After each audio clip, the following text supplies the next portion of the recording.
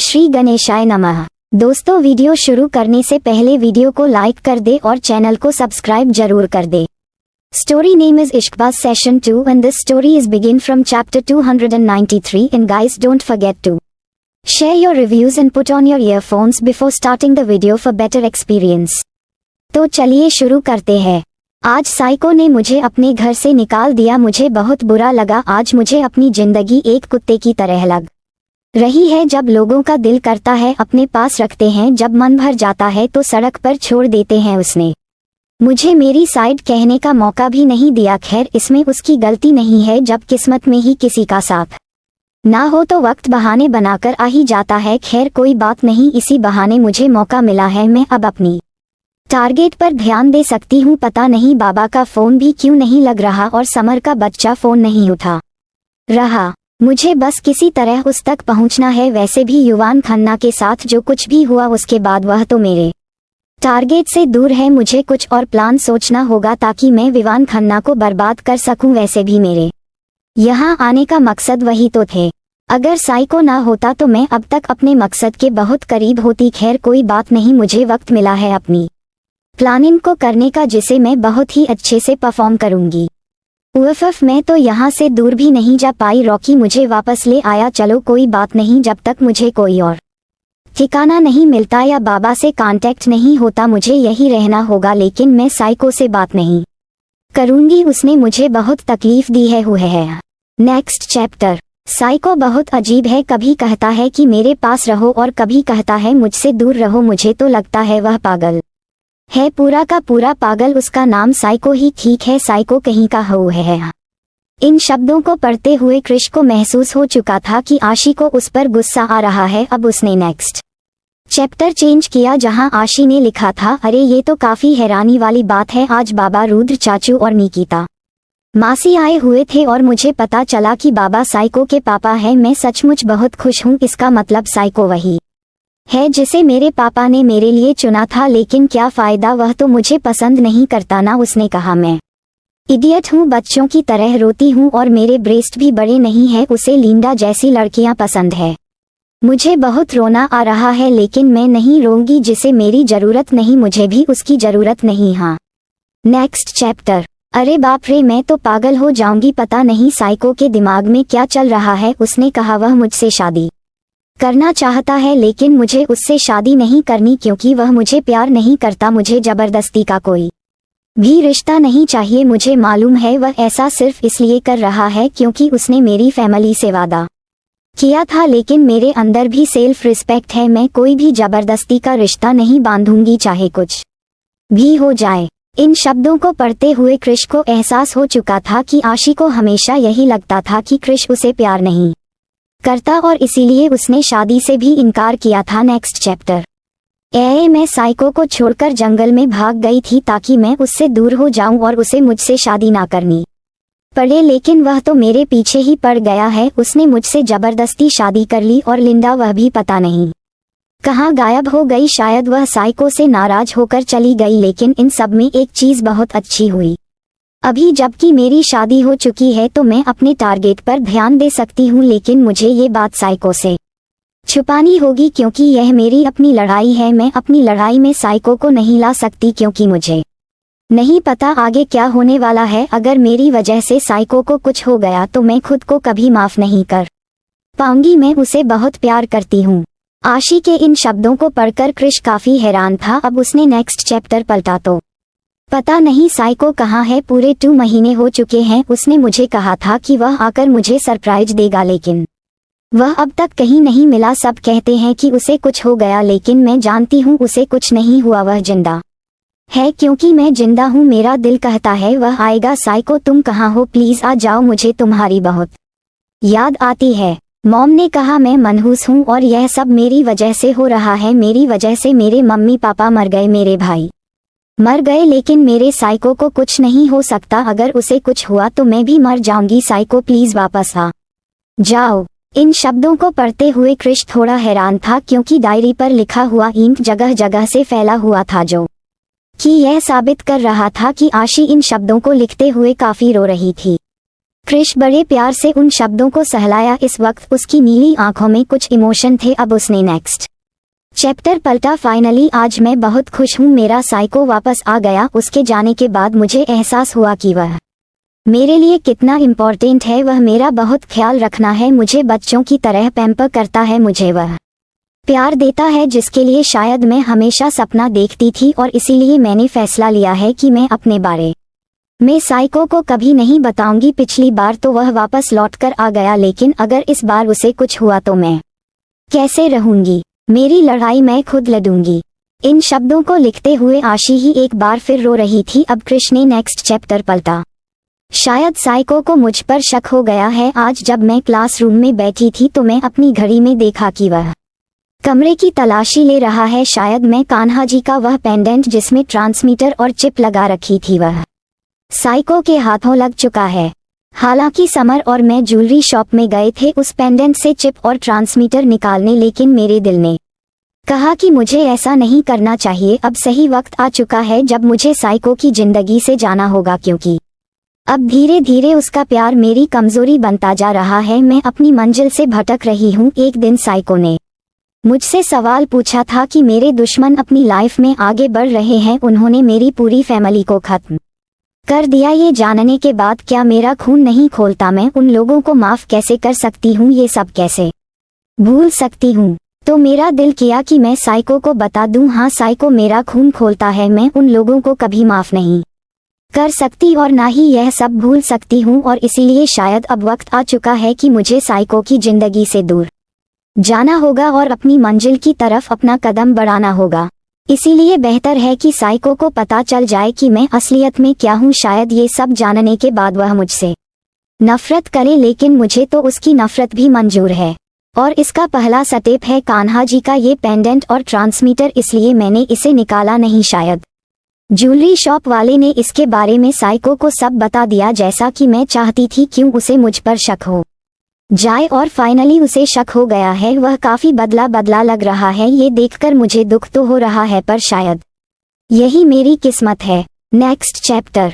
Psycho को मुझ पर शक हो गया है, लेकिन फिर भी वह मुझसे क्लियर कुछ पूछ नहीं पा रहा। लेकिन मैंने फैसला ले लिया है, मुझे क्या करना है। साइको को मुझे अपने दिल से निकालना होगा। मैं उसे वह दर्द नहीं दे सकती जिस दर्द में अब मुझे जिंदगी भर तड़पना है। मुझे अपनी मंजिल के तरफ कदम बढ़ाना होगा। मैं नहीं जानती मैं जो करने जा रही हूँ उसके बाद मैं वहाँ से जिंदा लौटकर आ भी पाऊंगी या नहीं। शायद मेरा और साइको का रिश्ता यही तक था। मुझे यह मुश्किल फैसला लेना ही होगा, इसलिए हम लोग हनीमून पर जा रहे हैं। शायद यह मेरा उसके साथ आखिरी दिन हो, लेकिन मुझे ये रात भी बहुत यादगार बनानी है। कृष इन शब्दों को पढ़ते हुए पूरी तरह हैरान था। अब उसने डायरी के अगले पन्नों को पलटा, लेकिन अब आगे के सारे पन्ने खाली थे, जिसे देखने के बाद कृष का चेहरा पूरी तरह डार्क हो गया था। उसने अचानक ही गुस्से से चिल्लाते हुए कहा, इसका मतलब ये सब तुम्हारी सोची समझी प्लानिंग थी फायरफ्लाई। तुम जानबूझकर मुझसे दूर गई हो। How dare you! तुमने मुझसे झूठ बोला, मैं तुम्हें छोड़ूंगा नहीं। तुमने मुझसे खेलने की कोशिश की, मुझसे क्रिश डेविडसन से। फायरफ्लाई! कहते हुए क्रिश अचानक ही चीख पड़ा। वहीं दूसरी तरफ आशी, जो कि बिस्तर पर गहरी नींद में सोई हुई थी, अचानक ही हड़बड़ा कर उठी। साही को कहते हुए आशी के माथे से पसीना बह रहा था। वह जल्दी से अपने बिस्तर से उतरकर बालकनी में जाकर चांद को देखने लगी। मुझे आज इतना अजीब क्यों लग रहा है? मेरा साइको ठीक तो है?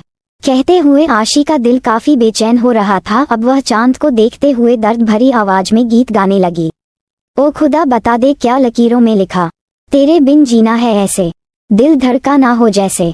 यह इश्क है क्या दुनिया को हम समझाए कैसे? अब दिलों की राहों में हम कुछ ऐसा कर जाएं, एक दूजे से बिछड़े तो सांस लिए बिन मर जाएं। ओ खुदा, बता दे क्या लकीरों में लिखा, हमने तो बस इश्क है किया।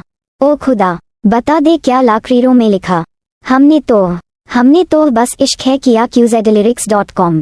प्यार की इन राहों में मिलते हैं कितने दरिया, लाख तूफानों में भी दिल को मिल जाता है जरिया। इस दिल के इरादों में है इतना असर, लहरों से किनारों पे करता है सफर। ओ खुदा, बता दे क्या लकीरों में लिखा, हमने तो बस इश्क है किया।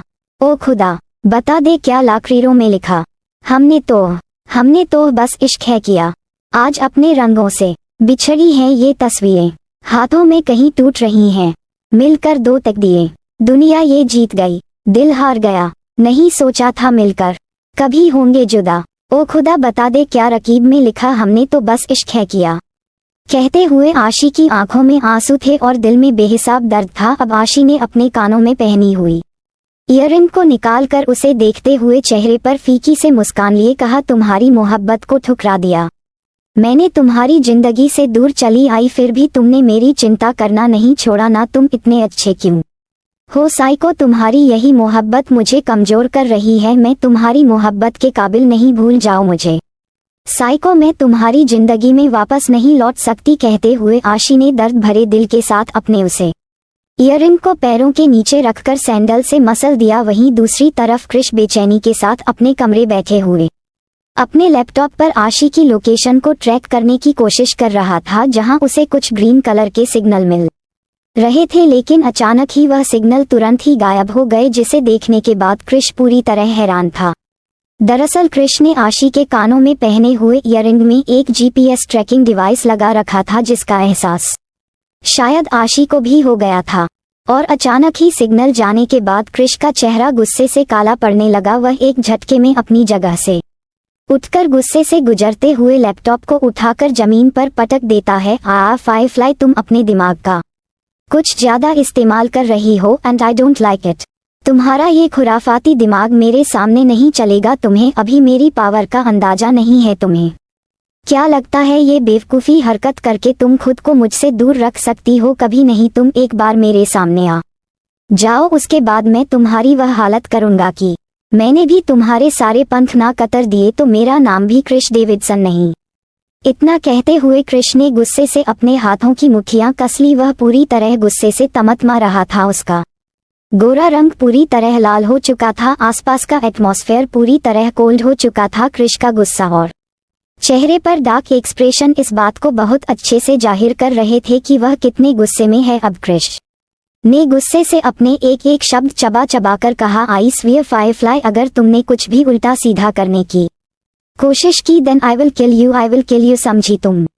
अब क्रिश अपने हाथों का पंच बनाते हुए धीरे धीरे अपने सर को ठोक रहा था। कभी अपने बालों में हाथ चला रहा था तो कभी अपने माथे पर आ रहे कोल्ड एक्सप्रेशन की लकीरों को अपनी उंगलियों से रगड़ते हुए खुद को कूल डाउन करने की कोशिश कर रहा था। गुस्से के मारे उसका दिमाग पूरी तरह फटने की कोशिश कर रहा था, जिसे वह बस किसी तरह कंट्रोल कर रहा था। क्रिश का ऑरा इतना खतरनाक था कि इस वक्त अगर उसके सामने कोई होता तो वह पक्का उसे गोली मार देता। वह अपने दिमाग पर जोर देते हुए इधर उधर घूम रहा था और कुछ सोचने के बाद उसने तुरंत ही अपना मोबाइल निकाला और लगातार न जाने कहां कहां फोन लगा रहा था। उसने तुरंत ही राका को कॉल किया और लगभग गरजती हुई आवाज में लगभग दहाड़ते हुए कहा, राका 2 घंटे के अंदर अंदर मेरे सामने हाजिर हो और किसी भी कीमत पर पता लगाओ मेरी फायरफ्लाई कहाँ है। उसकी लास्ट लोकेशन सैटेलाइट से ट्रैक करो। मैं तुम्हें उस एरिया का डाटा भेजता हूँ। मुझे उस एरिया का सीसीटीवी एक्सेस चाहिए। तुम्हारे यहाँ पहुँचने से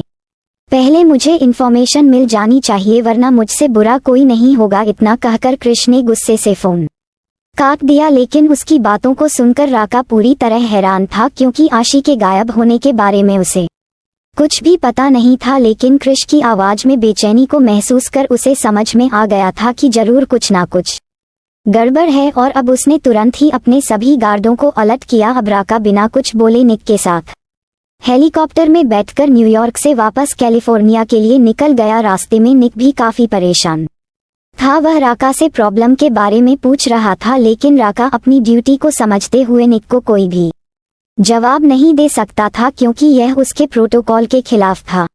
राका के चेहरे पर बेचैनी और परेशानी साफ नजर आ रही थी, जिसे देखने के बाद निक भी समझ चुका था कि कोई ना कोई गड़बड़ तो जरूर है, और वह अच्छे से जानता था राका उसे इस बारे में कुछ नहीं बताया। अच्छी बात यह थी कि निक के प्रोजेक्ट से रिलेटेड उसकी मीटिंग भी थोड़ी देर पहले ही खत्म हुई थी।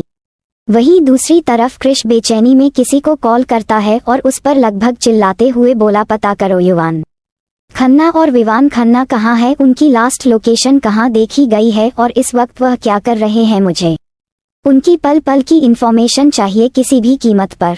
इसके बाद क्रिश तीसरी जगह कॉल की, हेलो जीवा, फायरफ्लाई गायब है और मुझे शक है कि वह युवान खन्ना के हाथों लग चुकी है। क्रिश की बातों को सुनकर जीवा यानी कि अंश पूरी तरह हैरान रह गया। उसने क्रिश को शॉकिंग रिएक्शन देते हुए कहा, व्हाट, आशी गायब है? लेकिन ऐसा कैसे हो सकता है? वह तो तुम्हारे साथ थी ना। तो फिर कुछ मत पूछो, फिलहाल तुम बस इतना ध्यान दो कि हमें आशी का पता लगाना होगा इससे पहले कि उसे कोई खतरा हो। तुम्हें जैसे ही उसकी इन्फॉर्मेशन मिलती है मुझे इन्फॉर्म करो, और हाँ, युवान खन्ना की हरकतों पर नजर रखो। मुझे फायरफ्लाई चाहिए किसी भी कीमत पर। कहते हुए क्रिश ने कॉल डिस्कनेक्ट कर दिया और क्रिश की बातों को सुनने के बाद अब अंश भी पूरी तरह परेशान था। आशी युवान खन्ना के हाथों, अगर ऐसा हुआ तो बहुत प्रॉब्लम हो जाएगी। युवान खन्ना उसे 1 मिनट में खत्म कर देगा। नहीं नहीं, मैं ऐसा नहीं होने दूंगा, मुझे आशी का पता लगाना होगा किसी भी कीमत पर। इतना कहते हुए अंश ने भी अपना मोबाइल निकाला और वह अपने इन्फॉर्मर के जरिए युवान खन्ना का पता लगाने लगा। अब क्रिश कमरे से बाहर निकल ही रहा था कि तभी उसकी नज़र टेबल पर रखे हुए आशी की छोटी सी फोटो पर गई, जिसमें वह बहुत ही क्यूट लग रही। वह क्रिश की पीठ पर किसी बच्चे की तरह लटकी हुई थी और अपना चेहरा साइड करके वह क्रिश के चेहरे की तरफ देख रही थी। इस फोटो में क्रिश के चेहरे पर घूरने वाले एक्सप्रेशन थे, जैसे वह आशी को उसकी नादान हरकतों के लिए धमकाने की कोशिश कर रहा हो, और फोटो का एंगल कुछ ऐसा था जैसे मानो किसी ने छुपकर दोनों की फोटो निकाली हो। आसपास बहुत सारे फूल और पौधे थे, जिसे देखकर साफ पता चल रहा था कि यह गार्डन की फोटो है। ये फोटो बहुत ही ज्यादा क्यूट लग रही थी, जिसमें आशी किसी शरारती बच्चे की तरह लग रही थी। क्रिश की नज़र इस फोटो पर पड़ते ही क्रिश के चलते हुए कदम रुक गए और उसने झटके से उसे फोटो को अपने हाथ में उठाकर उसे घूरते हुए गुस्से से अपनी एक एक शब्द चबा चबा कर कहा, फायरफ्लाई, जितना उड़ना है उड़ लो। अब तुम्हें एक बार फिर मेरे पिंजरे में कैद होना होगा, और इस बार तुम एक नया साइको देखोगी। बहुत शौक है ना तुम्हें मुझसे दूर जाने का? तो मैं भी देखता हूँ तुम कितनी देर तक मुझसे दूर रहती हो। Just wait and watch. इतना कहकर क्रिश ने उस फोटो को बेड पर फेंक दिया और तेज कदमों के साथ कमरे से बाहर चला गया। So don't forget to share your review and comment your best part of an story. और अगर आपने अभी तक हमारे चैनल को सब्सक्राइब नहीं किया तो कृपया इसे सब्सक्राइब करें और बेल आइकन पर क्लिक करें ताकि आप हमारी नई कहानी पहले पा सके। And if you like my story so comments your feelings with heart emoji. तो मिलते हैं नेक्स्ट वीडियो, तब तक के लिए राधे राधे।